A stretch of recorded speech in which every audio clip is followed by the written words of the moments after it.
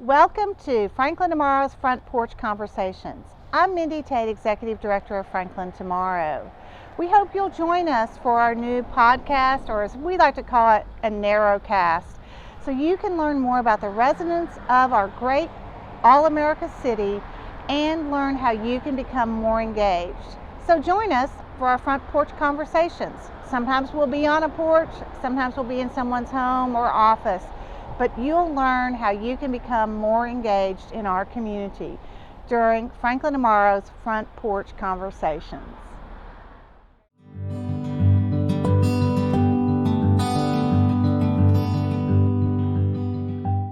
Hi, I'm Mindy Tate, Executive Director of Franklin Tomorrow, and welcome to Front Porch Conversations. This is our new podcast, and during this we hope to introduce you to residents of Franklin and talk to you a little bit about projects and initiatives in the city, but also acquaint you with our organization. We called it Front Porch Conversations because we think that's where people meet family and friends and make new friends. And so we hope that this will help you engage in the community. Again, our mission is to engage the community, foster collaboration, and advocate for a shared vision for the future of Franklin. You can find out more about us at franklintomorrow.org, but we have a very active social media presence on Facebook, YouTube, and Twitter, as well as Instagram. So please join us. But this morning we're going to have our first conversation and meet a resident of Franklin, which is Patrick Baggett, our 2021 Franklin Tomorrow Board President. And it is 2021. It is 21. Folks, we know it is 2021. It is here. 2020 was a strange one. Yeah. But how did 2020 affect you? How does the pandemic affected you? In a lot of ways, and I think it's the pandemic, but just all the things that happened in 2020, I think affected me. I think it affected everyone. It's just been I think a year of growth for everyone. And for us at Franklin Tomorrow, I think it propelled us, years into the future as far as our digital, engagement with the community and how effective that was. And hence, we're doing the podcast, right? And I think you'll see, like, even in our business, the ability to have remote work and people just being flung into that has been tremendous. And then also the social issues of 2020. The politics of it, the divisiveness, but then the unity that we saw, especially here in Franklin, around some of those issues. It's just been I feel like it's a growth year for me personally. When you meet new people, and I'm sure you meet people all the time, though you know half of Franklin, when you meet new people, what's the first thing you want them to know about you? Oh, that's interesting. Great question. That I love this place, that I love my family, that they are, if they want to get me going and get me excited, let me talk about my girls. Tell us about your girls. Oh, there you go. I have 3 daughters, 6, 4, and they're almost 7, almost 5, almost 2. So Franklin Elementary student who was homeschooled this year because of all the pandemic. But no, they're just great. They're it's just great to be a girl dad. And another 2020, honestly, 2020 a year. We're just now marking a year since the Kobe Bryant tragedy, and he brought up that was so horrible, but like he was a girl dad, and that was a big thing, and for him, and that resonated with me, and so it excites me. They're the things that bring you joy in life, and so and also they can also make you pull your hair out. So well, your wife Amy. Yes, Amy. She's able now to stay home, but she has a background in education, right? She taught in Metro public schools at Glencliff Elementary for 5 years, and she's an English as a second language specialist. Wow. And so she is great and fared very well in the public school system in Metro and won awards. And so it was a natural thing for us because there was so much uncertainty, and we knew that she could handle that, and she wanted to do it. And it was to see her light back up with her education knowledge was really cool to see that happen in 2020 as well. And all of us, kind of all in the family, all at home, working, schooling, and all the rest under one roof. So what brought you to Franklin? Well, so Amy Clayton, her maiden name, she grew up here in Franklin in the Grassland area and in downtown. But she went to Franklin Elementary and Moore Elementary and other Williamson County schools. And so we met down at school at Sanford. And then I actually met P.J. Pratt and at a friend Blake Lambert's wedding here at Carnton.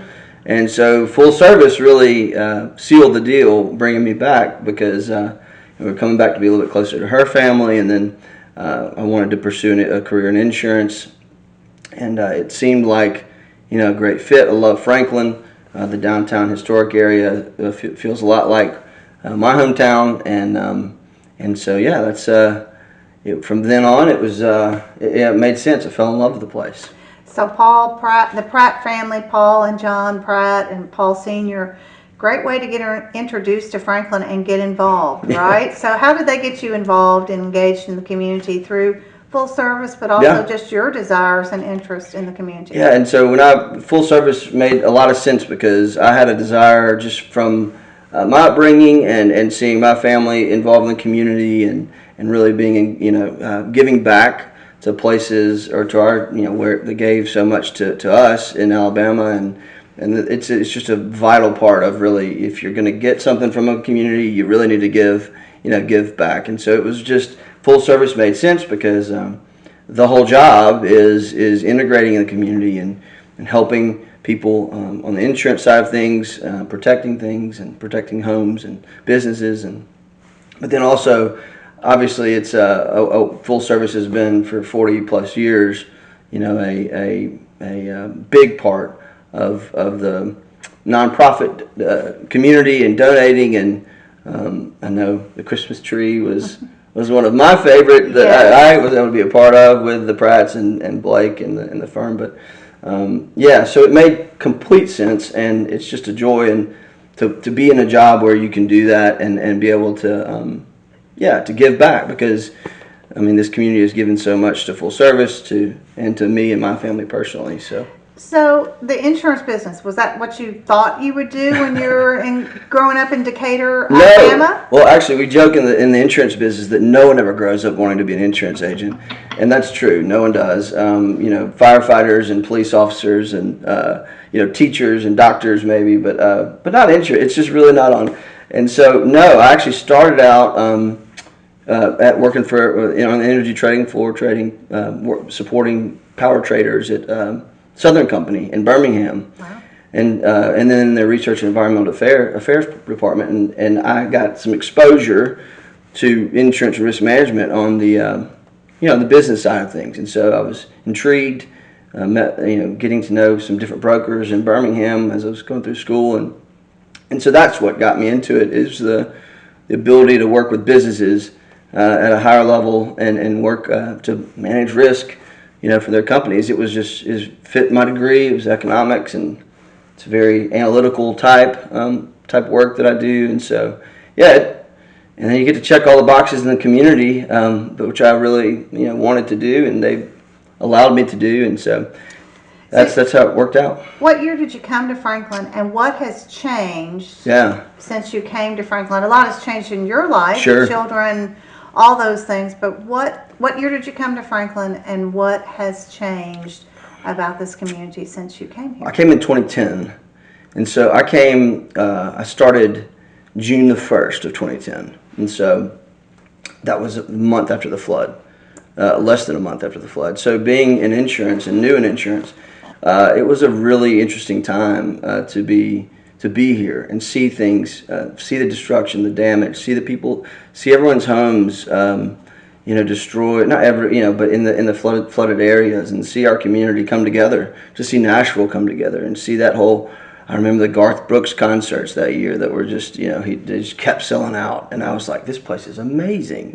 These, people coming together, and Franklin did the same thing, and so it's been 10 years, been almost 11 years now, almost, and we've been here. And yes, we've had, raised our children, or started to raise our children, and and live here in down, towards the downtown area now. And it's just, it's been the change. No one likes things no one loves change. I mean, some people love change, but no one loves to see the thing they originally love change into something. But what I've seen at Franklin is that it's changed, I think, so much for the better, so much for the prosperity of this area has added so much more quality of life benefits from our parks. I mean, just talking with, from Harlansdale to to the new playground, inclusive playground and park system down in the southeast quadrant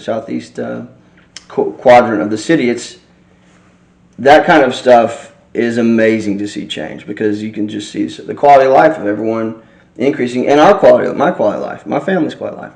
So the change has been there. I'd say Nashville's changed a lot more than Franklin has, honestly. I mean, I remember going down to Nashville, and there was just the standard old skyscrapers that had been there, and then the Pinnacle building was finished, and like, oh my goodness, there's another one, and then this was like weeds, and they just all started growing up. But with that comes opportunity and benefit for businesses and families and all the rest.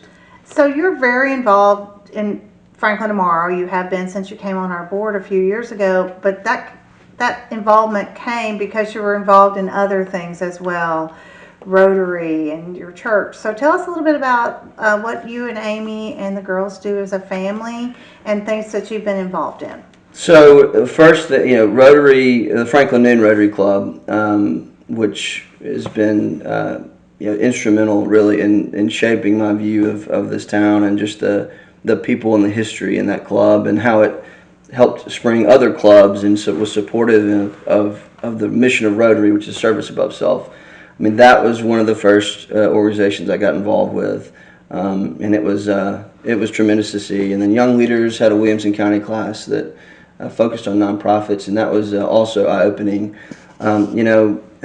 Grace Works, helping them on a variety of things, fundraising committees, and putting on those dinners. My church, active at Christ Community, and they have a long history of Franklin, of being a good citizen of Franklin.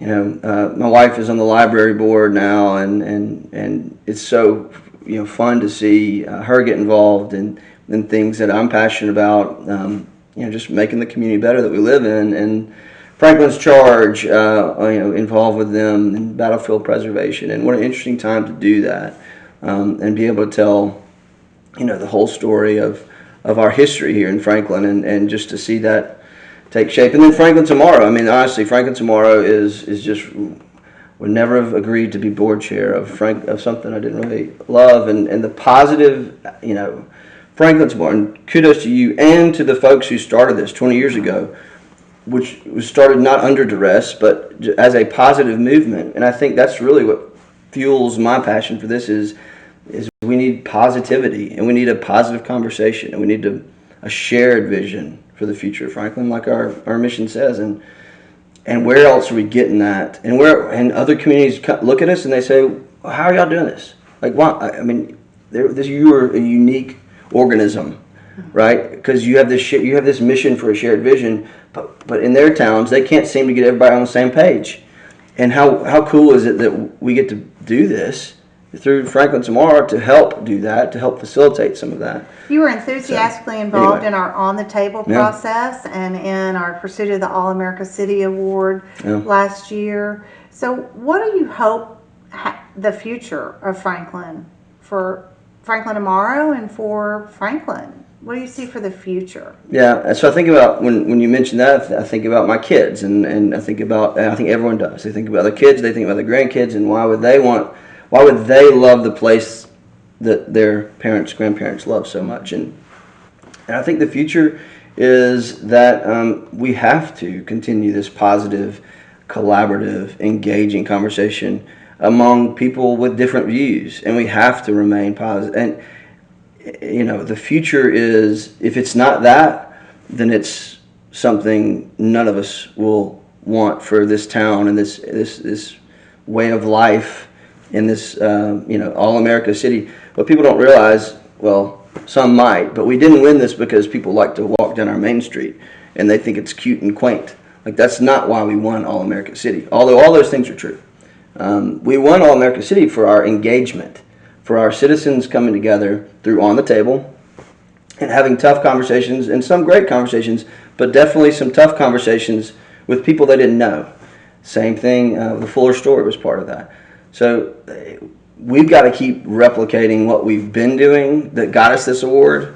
That's the kind of thing that's going to make my kids and my grandkids and others' kids and grandkids want to be somewhere when they go off and they experience very different cultures and cities and towns that are across. They're going to think, well, that's not how Franklin was, or that's not how Williamson County was. And so that really, truly is why I'm involved with this, with Franklin Tomorrow, and why I do a lot of what I do is because that's what made me love it, and so I want to keep it. That's great. Thank you so much, and thank you for this conversation. I got to get to know you better, but also others will. And my last question is this. So you've been a 10-year, almost 11-year resident of Franklin. What's your advice for someone who's a new resident of Franklin, or someone who's been here for 5 years, about how they can get engaged and find how to be involved in the community? It's a great question, and I see that on our board. I see new members of the community coming into town, and people who have moved here recently and want to be engaged because they were engaged wherever they were before. It's hard. I mean, it's hard to do that. What I've found in Franklin is it's a very open and welcoming community, and there are very few organizations who are not going to be welcoming to someone who wants to be there and wants to engage and wants to give back for the right reasons. I think of our Rotary clubs, the downtown club, evening club, and how that has grown exponentially because I think it's just a welcoming group of people, and they are, and so are all the Rotaries, don't get me wrong, but I think that specifically has sought out new people to town, and there are lots of older people in town or who've been here for a while, but also very welcoming. You think about our organization, and we have board members that have been here less than a year. I think you have to seek out something you're passionate about. Obviously, connect with us, connect with Franklin Tomorrow, because between Mindy and Carly and the rest of our board, we'll get you connected somewhere, and that's a huge role of Franklin Tomorrow. Graceworks, a phenomenal organization to get plugged into. One Gen Away. There's so many organizations that will accept and bring people in. It's not like that everywhere. It's not like that everywhere. There's lots of institutional nonprofits in other places in other parts of the world. Here, you just find, I feel like it's a very welcoming nonprofit community, and Franklin Tomorrow is here to help. I love this too, Mindy. I think this is going to be phenomenal. This is one of our big initiatives this year. This podcast, and you are the interviewer extraordinaire, and so you can get to the bottom of it quick.